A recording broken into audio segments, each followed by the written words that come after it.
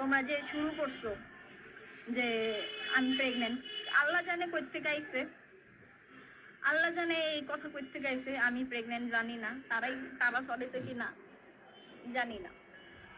তারপরে কি সেকেন্ড বেবির কথা, সেকেন্ড বার যখন প্রেগনেন্ট হলাম, ফার্স্ট বার তো বহুত কাহিনী হইলো আজানের সময়। তারপরও আজানে যখন ও দেখছে, আজানের প্রতি ওর ভালোবাসা হয়েছে। আজানে দেখার আগ পর্যন্ত ওর প্রতি তেমন একটা ভালো ইয়া ছিল না। তারপরে হচ্ছে সেকেন্ড বেবি যখন কনসিভ করলাম, আনএক্সপেক্টেড ছিল। জাপান থেকে আসার 1 মাস পরে আমি হচ্ছে আমার অবস্থা খুব খারাপ হয়ে যায়। আজান এনে পার্কে গেছিলাম, চরকিতে ঘুরে আমার বমি হয়। তো পরের দিনই হচ্ছে আমি কিডনি টেস্ট করি, 2 দাগ উঠে।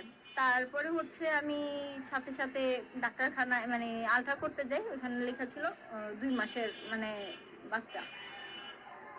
ওরে জানাই, আমার কংগ্রাচুলেশনস করলো। আমার কাছে কি ভাই, তুই বাপ হইতাছস, তোর কেন ফিলিংস থাকবে না, তোর কেন কেয়ার থাকবে না? ফোন দিয়া আজান কই, আজান কই, আমারও জিজ্ঞেস কর তুমি কেমন আছো, তোমার কি অবস্থা। আমার জামাই দুর্বল হলে বাচ্চাগুলো